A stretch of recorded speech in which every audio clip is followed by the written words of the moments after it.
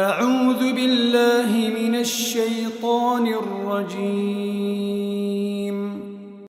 قال ألم أقل لك إنك لن تستطيع معي صبرا قال إن سألتك عن شيء بعدها فلا تصاحبني قد بلغت من لدني عذرا فانطلقا حتى إذا أتيا أهل قرية استطعما أهلها فأبوا أن يضيفوهما فوجدا فيها جدارا يريد أن ينقض فأقامه قال لو شئت لاتخذت عليه أجرا قال هذا فراق بيني وبينك سأنبئك بتأويل ما لم تستطع عليه صبرا أما السفينة فكانت لمساكين يعملون في البحر فأردت أن أعيبها وكان وراءهم ملك يأخذ كل سفينة غصبا وأما الغلام فكان أبواه مؤمنين فخشينا أن يرهقهما طغيانا وكفرا فأردنا أن يبدلهما ربهما خيرا منه زكاة وأقرب رحما وأما الجدار فكان لغلامين يتيمين في المدينة وكان تحته كنز لهما وكان أبوهما صالحا فأراد ربك أن يبلغا أشدهما ويستخرجا كنزهما رحمة من ربك وما فعلته عن أمري ذلك تأويل ما لم تسطع عليه صبرا ويسألونك عن ذي القرنين قل سأتلو عليكم منه ذكرا إنا مكنا له في الأرض وآتيناه من كل شيء سببا فأتبع سببا حتى إذا بلغ مغرب الشمس وجدها تغرب في عين حمئة ووجد عندها قوما قلنا يا ذا القرنين إما أن تعذب وإما أن تتخذ فيهم حسنا قال أما من ظلم فسوف نعذبه ثم يرد إلى ربه فيعذبه عذابا نكرا وأما من آمن وعمل صالحا فله جزاء الحسنى وسنقول له من أمرنا يسرا ثم أتبع سببا حتى إذا بلغ مطلع الشمس وجدها تطلع على قوم لم نجعل لهم من دونها سترا كذلك وقد أحطنا بما لديه خبرا ثم أتبع سببا حتى إذا بلغ بين السدين وجد من دونهما قوما لا يكادون يفقهون قولا قالوا يا ذا القرنين إن يأجوج ومأجوج مفسدون في الأرض فهل نجعل لك خرجا على أن تجعل بيننا وبينهم سدا قال ما مكني فيه ربي خير فأعينوني بقوة أجعل بينكم وبينهم ردما آتوني زبر الحديد حتى إذا ساوى بين الصدفين قال انفخوا حتى إذا جعله نارا قال آتوني أفرغ عليه قطرا فما استطاعوا أن يظهروه وما استطاعوا له نقبا قال هذا رحمة من ربي فإذا جاء وعد ربي جعله دكاء وكان وعد ربي حقا وتركنا بعضهم يومئذ يموج في بعض ونفخ في الصور فجمعناهم جمعا وعرضنا جهنم يومئذ للكافرين عرضا الذين كانت أعينهم في غطاء عن ذكري وكانوا لا يستطيعون سمعا أفحسب الذين كفروا أن يتخذوا عبادي من دوني أولياء إنا أعتدنا جهنم للكافرين نزلا قل هل ننبئكم بالأخسرين أعمالا الذين ضل سعيهم في الحياة الدنيا وهم يحسبون أنهم يحسنون صنعا أولئك الذين كفروا بآيات ربهم ولقائه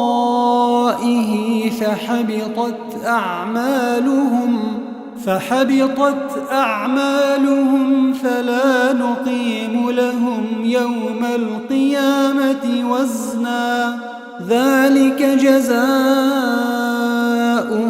جهنم بما كفروا واتخذوا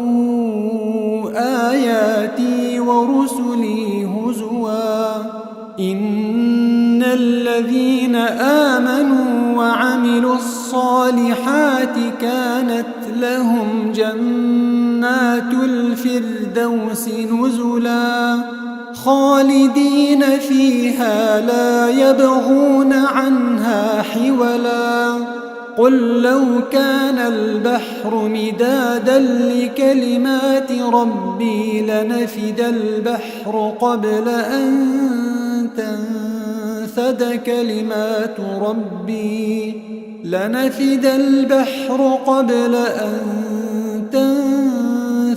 كلمات ربي ولو جئنا يأتنا بمثله مددا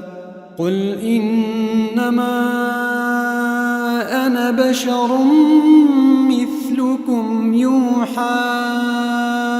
إلي أنما إلهكم إله واحد فمن كان يرجو لقاء ربه فليعمل عملا صالحا ولا يشرك بعبادة ربه أحدا. بسم الله الرحمن الرحيم. كافها يا عين صاد. ذكر رحمة ربك عبده زكريا إذ نادى ربه نداء خفيا قال رب إني وهن العظم مني واشتعل الرأس شيبا ولم أكن بدعائك رب شقيا وإني خفت الموالي من ورائي وكانت امرأتي عاقرا فهب لي من لدنك وليا يرثني ويرث من آل يعقوب واجعله رب رضيا. يا زكريا إنا نبشرك بغلام اسمه يحيى لم نجعل له من قبل سميا قال رب أنى يكون لي غلام وكانت امرأتي عاقرا وقد بلغت من الكبر عتيا قال كذلك قال ربك هو علي هين وقد خلقتك من قبل ولم تك شيئا قال رب اجعل لي آية قال آيتك ألا تكلم الناس 3 ليال سويا فخرج على قومه من المحراب فأوحى إليهم أن سبحوا بكرة وعشيا يا يحيى خذ الكتاب بقوة وآتيناه الحكم صبيا وحنانا من لدنا وزكاه وكان تقيا وبرا بوالديه ولم يكن جبارا عصيا وسلام عليه يوم ولد ويوم يموت ويوم يبعث حيا واذكر في الكتاب مريم إذ انتبذت من أهلها مكانا شرقيا فاتخذت من دونهم حجابا فأرسلنا إليها روحنا فتمثل لها بشرا سويا قالت إني أعوذ بالرحمن منك إن كنت تقيا قال إنما أنا رسول ربك لأهب لك غلاما زكيا قالت أنى يكون لي غلام ولم يمسسني بشر ولم أك بغيا قال كذلك قال ربك هو علي هين ولنجعله آية للناس ورحمة منا وكان أمرا مقضيا فحملته فانتبذت به مكانا قصيا فأجاءها المخاض إلى جذع النخلة قالت يا ليتني مت قبل هذا وكنت نسيا منسيا فناداها من تحتها ألا تحزني قد جعل ربك تحتك سريا وهزي إليك بجذع النخلة تساقط عليك رطبا جنيا فكلي واشربي وقري عينا فإما ترين من البشر أحدا فقولي إني نذرت للرحمن صوما فلن أكلم اليوم إنسيا فأتت به قومها تحمله قالوا يا مريم لقد جئت شيئا فريا يا أخت هارون ما كان أبوك امرأ سوء وما كانت أمك بغيا فأشارت إليه قالوا كيف نكلم من كان في المهد صبيا قال إني عبد الله آتاني الكتاب وجعلني مباركا أينما كنت وأوصاني بالصلاة والزكاة ما دمت حيا وبرا بوالدتي ولم يجعلني جبارا شقيا والسلام علي يوم ولدت ويوم أموت ويوم أبعث حيا ذلك عيسى بن مريم قول الحق الذي فيه يمترون ما كان لله أن يتخذ من ولد سبحانه إذا قضى أمرا فإنما يقول له كن فيكون وإن الله ربي وربكم فاعبدوه هذا صراط مستقيم فاختلف الأحزاب من بينهم فويل للذين كفروا من مشهد يوم عظيم أسمع بهم وأبصر يوم يأتوننا لكن الظالمون اليوم في ضلال مبين وأنذرهم يوم الحسرة إذ قضي الأمر وهم في غفلة وهم لا يؤمنون إنا نحن نرث الأرض ومن عليها وإلينا يرجعون واذكر في الكتاب إبراهيم إنه كان صديقا نبيا إذ قال لأبيه يا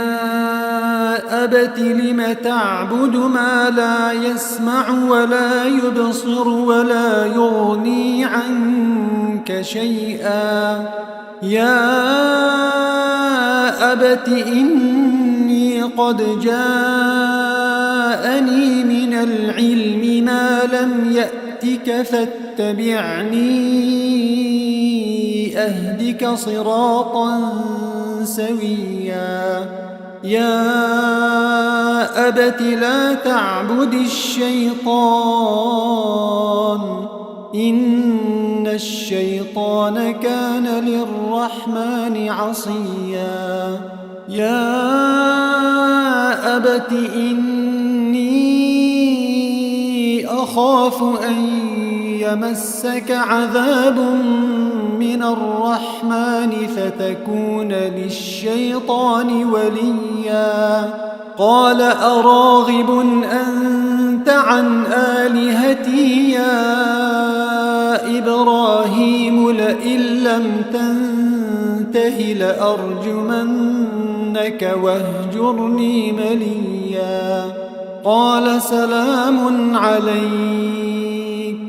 سأستغفر لك ربي إنه كان بي حفيا وأعتزلكم وما تدعون من دون الله وأدعو ربي عسى ألا أكون بدعاء ربي شقيا فلما اعتزلهم وما يعبدون من دون الله وهبنا له إسحاق ويعقوب وكلا جعلنا نبيا ووهبنا لهم من رحمتنا وجعلنا لهم لسان صدق عليا واذكر في الكتاب موسى إنه كان مخلصا وكان رسولا نبيا وناديناه من جانب الطور الأيمن وقربناه نجيا ووهبنا له من رحمتنا أخاه هارون نبيا واذكر في الكتاب إسماعيل إنه كان صادق الوعد وكان رسولا نبيا وكان يأمر أهله بالصلاة والزكاة وكان عند ربه مرضيا واذكر في الكتاب إدريس إنه كان صديقا نبيا ورفعناه مكانا عليا أولئك الذين أنعم الله عليهم من النبيين من ذرية آدم وممن حملنا مع نوح ومن ذرية إبراهيم وإسرائيل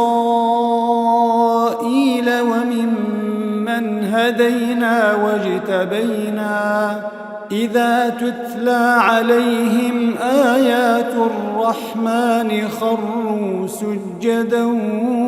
وبكيا فخلف من بعدهم خلف أضاعوا الصلاة واتبعوا الشهوات فسوف يلقون غيا إلا من تاب وآمن وعمل صالحا فأولئك يدخلون الجنة ولا يظلمون شيئا جنات عدن التي وعد الرحمن عباده بالغيب إنه كان وعده مأتيا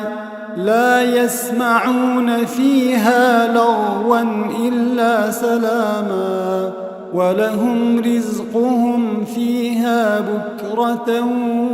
وعشيا تلك الجنة التي نورث من عبادنا من كان تقيا وما نتنزل إلا بأمر ربك له ما بين أيدينا وما خلفنا وما بين ذلك وما كان ربك نسيا رب السماوات والأرض وما بينهما فاعبده واصطبر لعبادته هل تعلم له سميا ويقول الإنسان أإذا ما مت لسوف أخرج حيا أولا يذكر الإنسان أنا خلقناه من قبل ولم يك شيئا فوربك لنحشرنهم والشياطين ثم لنحضرنهم حول جهنم جثيا ثم لننزعن من كل شيعة أيهم أشد على الرحمن عتيا ثم لنحن أعلم بالذين هم أولى بها صليا وإن منكم إلا واردها كان على ربك حتما مقضيا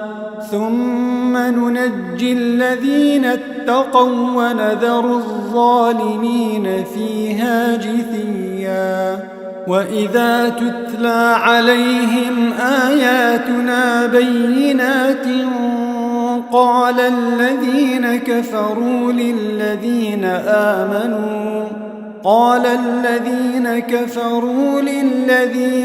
آمنوا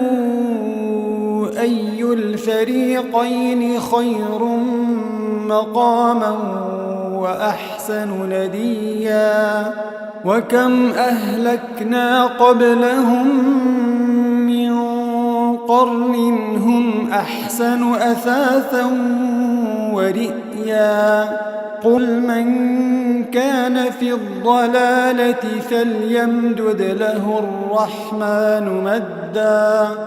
حتى إذا رأوا ما يوعدون إما العذاب وإما الساعة فسيعلمون من هو شر مكانا وأضعف جندا ويزيد الله الذين اهتدوا هدى والباقيات الصالحات خير عند ربك ثوابا وخير مردا أفرأيت الذي كفر بآياتنا وقال لأوتين مالا وولدا أطلع الغيب أم اتخذ عند الرحمن عهدا كلا سنكتب ما يقول ونمد له من العذاب مدا ونرثه ما يقول ويأتينا فردا واتخذوا من دون الله آلهة ليكونوا لهم عزا كلا سيكفرون بعبادتهم ويكونون عليهم ضدا ألم تر أنا أرسلنا الشياطين على الكافرين تؤزهم أزا فلا تعجل عليهم إنما نعد لهم عدا يوم نحشر المتقين إلى الرحمن وفدا ونسوق المجرمين إلى جهنم وردا لا يملكون الشفاعة إلا من اتخذ عند الرحمن عهدا وقالوا اتخذ الرحمن ولدا لقد جئتم شيئا إدا تكاد السماوات يتفطرن منه وتنشق الأرض وتخر الجبال هدا أن دعوا للرحمن ولدا وما ينبغي للرحمن أن يتخذ ولدا إن كل من في السماوات والأرض إلا آتي الرحمن عبدا لقد أحصاهم وعدهم عدا وكلهم آتيه يوم القيامة فردا إن الذين آمنوا وعملوا الصالحات سيجعل لهم الرحمن ودا فإنما يسرناه بلسانك لتبشر به المتقين وتنذر به قوما لدا وكم أهلكنا قبلهم من قرن هل تحس منهم من أحد أو تسمع لهم ركزا بسم الله الرحمن الرحيم طه ما أنزلنا عليك القرآن لتشقى إلا تذكرة لمن يخشى تنزيلا ممن خلق الأرض والسماوات العلا الرحمن على العرش استوى له ما في السماوات وما في الأرض وما بينهما وما تحت الثرى وإن تجهر بالقول فإنه يعلم السر وأخفى الله لا إله إلا هو له الأسماء الحسنى وهل أتاك حديث موسى إذ رأى نارا فقال لأهلهم كثوا إني آنست نارا لعلي آتيكم منها بقبس أو أجد على النار هدى فلما أتاها نودي يا موسى إني أنا ربك فاخلع نعليك إنك بالوادي المقدس طوى وأنا اخترتك فاستمع لما يوحى إنني أنا الله لا إله إلا أنا فاعبدني وأقم الصلاة لذكري إن الساعة آتية أكاد أخفيها لتجزى كل نفس بما تسعى فلا يصدنك عنها من لا يؤمن بها واتبع هواه فتردى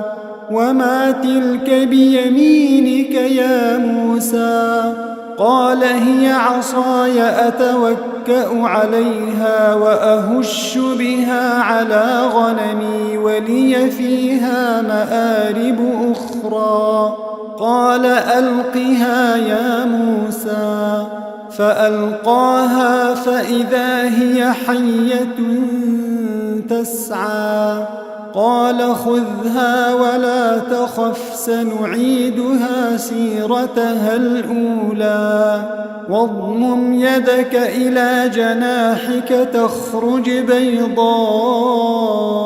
من غير سوء آية أخرى لنريك من آياتنا الكبرى اذهب إلى فرعون إنه طغى قال رب اشرح لي صدري ويسر لي أمري واحلل عقدة من لساني يفقه قولي واجعل لي وزيرا من أهلي هارون أخي اشدد به أزري وأشركه في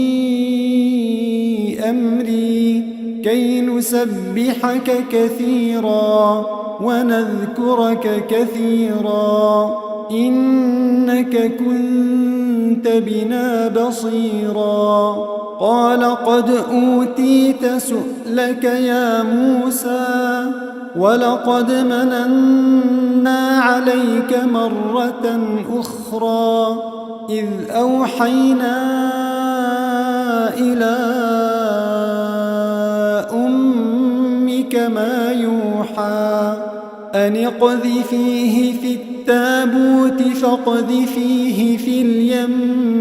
فليلقه اليم بالساحل يأخذه عدو لي وعدو له وألقيت عليك محبة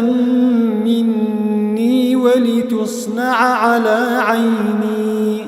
إذ تمشي أختك فتقول هل أدلكم على من يكفله فرجعناك إلى أمك كي تقر عينها ولا تحزن وقتلت نفسا فنجيناك من الغم وفتناك فتونا فلبثت سنين في أهل مدين ثم جئت على قدري يا موسى واصطنعتك لنفسي اذهب أنت وأخوك بآياتي ولا تنيا في ذكري اذهبا إلى فرعون إنه طغى فقولا له قولا لينا لعله يتذكر أو يخشى قالا ربنا إننا نخاف أن يفرط علينا أو أن يطغى قال لا تخافا إنني معكما أسمع وأرى فأتياه فقولا إنا رسولا ربك فأرسل معنا بني إسرائيل ولا تعذبهم قد جئناك بآية من ربك والسلام على من اتبع الهدى إنا قد أوحي إلينا أن العذاب على من كذب وتولى قال فمن ربكما يا موسى قال ربنا الذي أعطى كل شيء خلقه ثم هدى قال فما بال القرون الأولى قال علمها عند ربي في كتاب لا يضل ربي ربي ولا ينسى الذي جعل لكم الأرض مهدا وسلك لكم فيها سبلا وأنزل من السماء ماء فأخرجنا به أزواجا من نبات شتى كلوا وارعوا أنعامكم إن في ذلك لآيات لأولي النهى منها خلقناكم وفيها نعيدكم ومنها نخرجكم تارة أخرى ولقد أريناه آياتنا كلها فكذب وأبى قال أجئتنا لتخرجنا من أرضنا بسحرك يا موسى فلنأتينك بسحر مثله فاجعل بيننا وبينك موعدا لا نخلفه نحن ولا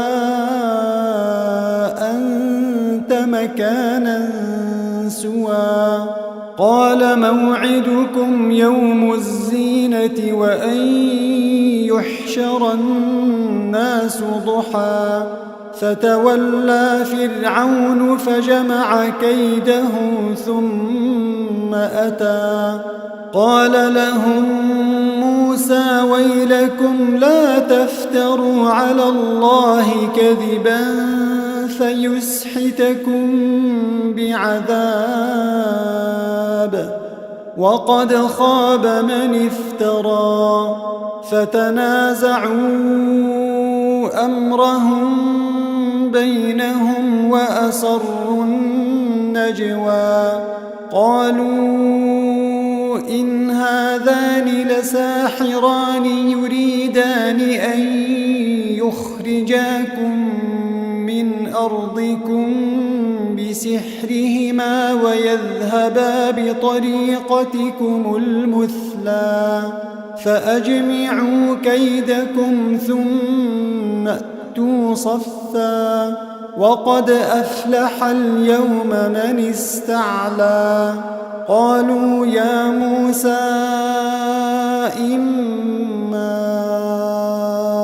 أن تلقي وإما أن نكون أول من ألقى قال بل ألقوا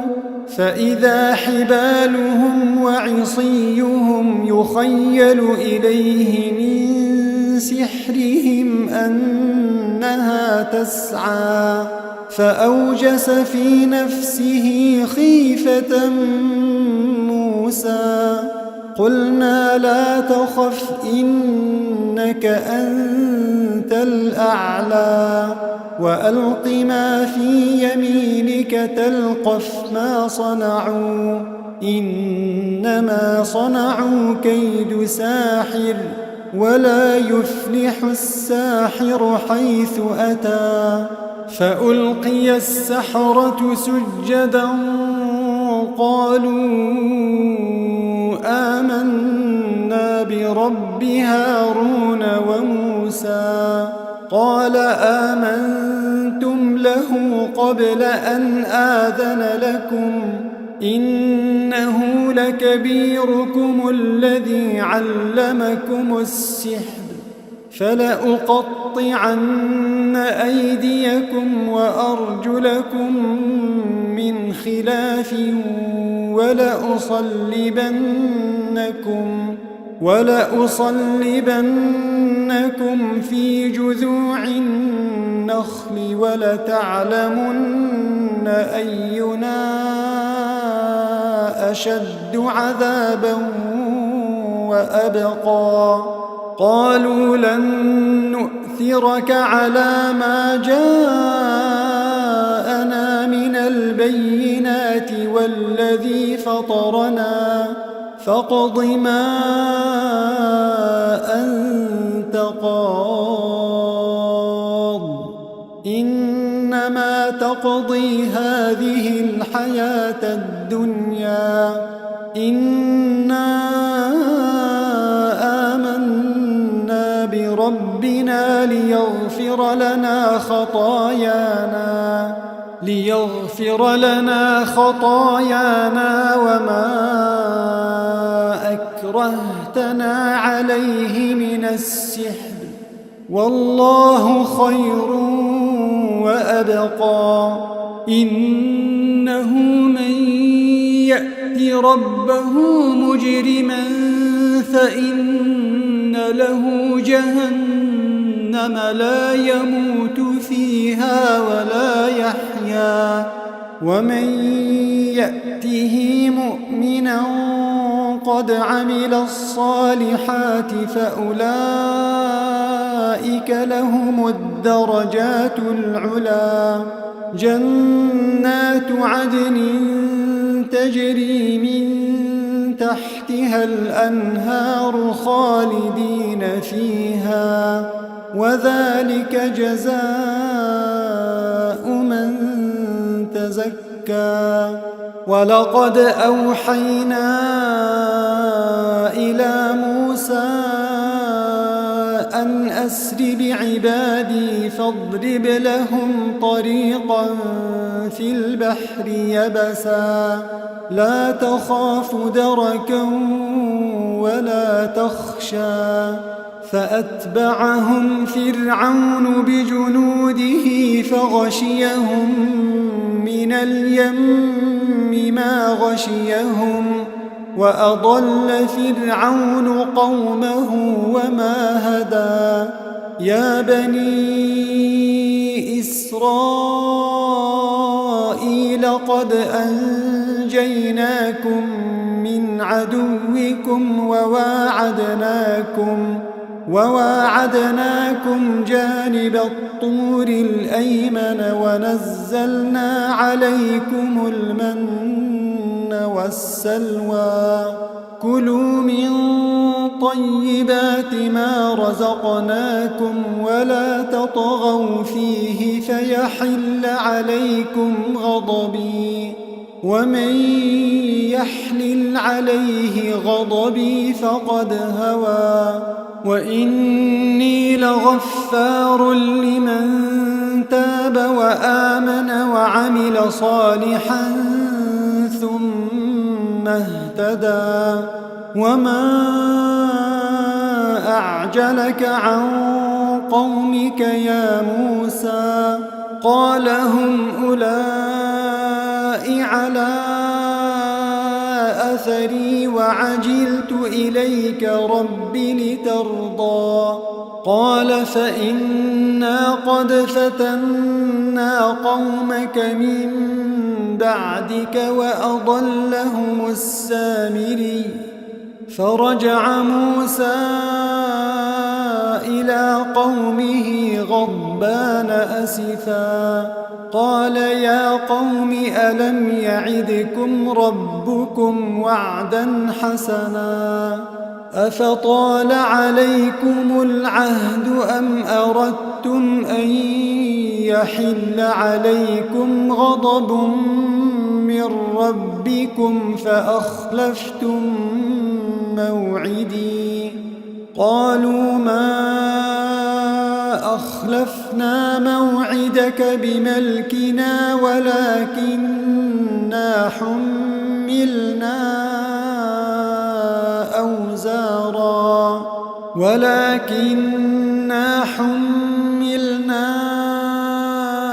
أوزارا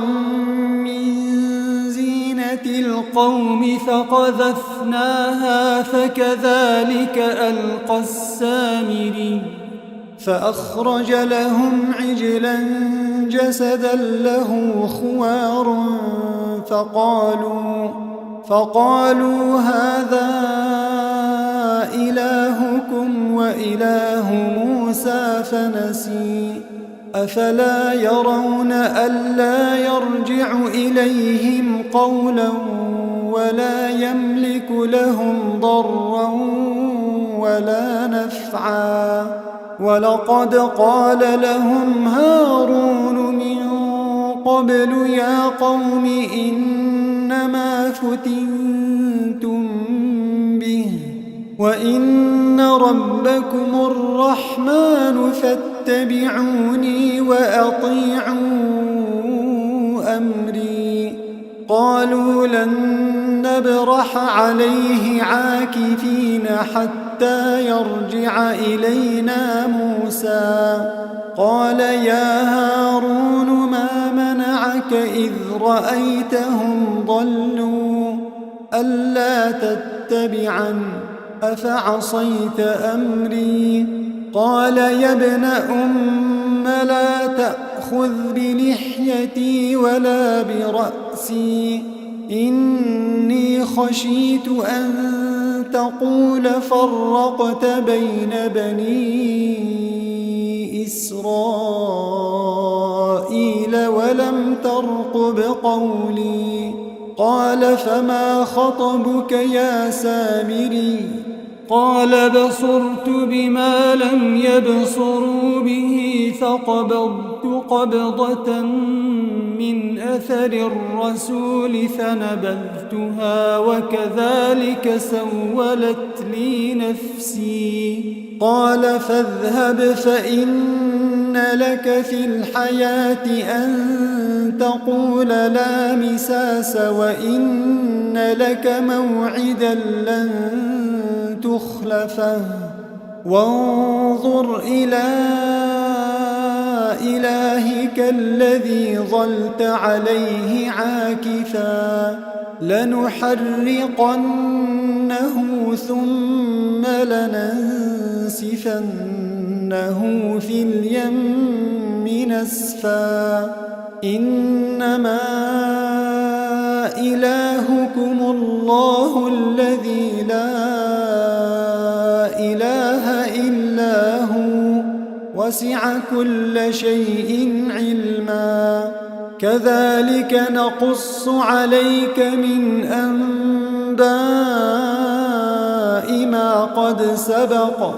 وقد آتيناك من لدنا ذكرا من أعرض عنه فإنه يحمل يوم القيامة وزرا خالدين فيه وساء لهم يوم القيامة حملا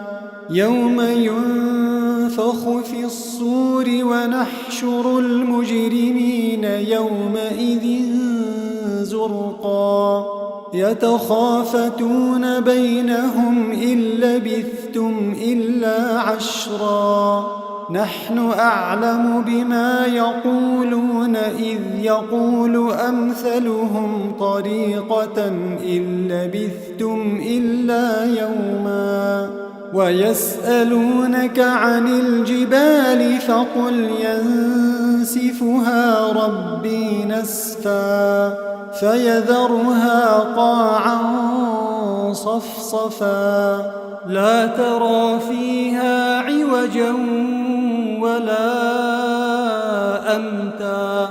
يومئذ يتبعون الداعي لا عوج له وخشعت الأصوات للرحمن فلا تسمع إلا همسا يومئذ لا تنفع الشفاعة إلا من أذن له الرحمن ورضي له قولا يعلم ما بين أيديهم وما خلفهم ولا يحيطون به علما وعنت الوجوه للحي القيوم وقد خاب من حمل ظلما ومن يعمل من الصالحات وهو مؤمن فلا يخاف ظلما ولا هضما وكذلك أنزلناه قرآنا عربيا وصرفنا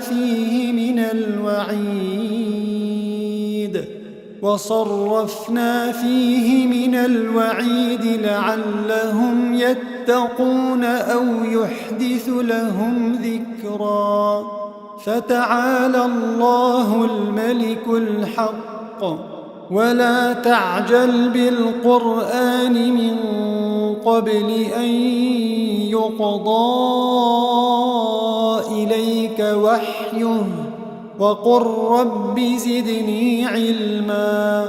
ولقد عهدنا إلى آدم من قبل فنسي ولم نجد له عزما. وإذ قلنا للملائكة اسجدوا لآدم فسجدوا إلا إبليس أبى فقلنا يا آدم إن هذا عدو لك ولزوجك فلا يخرجنكما من الجنة فتشقى. إن لك ألا تجوع فيها ولا تعرى وأنك لا تظمأ فيها ولا تضحى. فوسوس إليه الشيطان قال يا آدم هل أدلك على شجرة الخلد وملك لا يبلى. فأكلا منها فبدت لهما سوآتهما وطفقا يخصفان عليهما من ورق الجنة. وعصى آدم ربه فغوى ثم اجتباه ربه فتاب عليه وهدى. قال اهبطا منها جميعا بعضكم لبعض عدو فإما يأتينكم مني هدى فمن اتبع هداي فلا يضل ولا يشقى. ومن أعرض عن ذكري فإن له معيشة ضنكا ونحشره يوم القيامة أعمى. قال رب لم حشرتني أعمى وقد كنت بصيرا. قال كذلك أتتك آياتنا فنسيتها وكذلك اليوم تنسى. وكذلك نجزي من أسرف ولم يؤمن بآيات ربه ولعذاب الآخرة أشد وأبقى. أفلم يهد لهم كم أهلكنا قبلهم من القرون يمشون في مساكنهم إن في ذلك لآيات لأولي النهى. ولولا كلمة سبقت من ربك لكان لزاما وأجل مسمى. فاصبر على ما يقولون وسبح بحمد ربك قبل طلوع الشمس وقبل غروبها ومن آناء الليل فسبح وأطراف النهار لعلك ترضى. ولا تمدن عينيك إلى ما متعنا به أزواجا منهم زهرة الحياة الدنيا لنفتنهم فيه ورزق ربك خير وأبقى وأمر أهلك بالصلاة واصطبر عليها لا نسألك رزقا نحن نرزقك والعاقبة للتقوى وقالوا لولا يأتينا بآية من ربه أولم تأتهم بينة ما في الصحف الأولى ولو أنا أهلكناهم بعذاب من قبله لقالوا ربنا لولا أرسلت إلينا رسولا فنتبع آياتك من قبل أن نذل ونخزى قل كل متربص فتربصوا فستعلمون من أصحاب الصراط السوي ومن اهتدى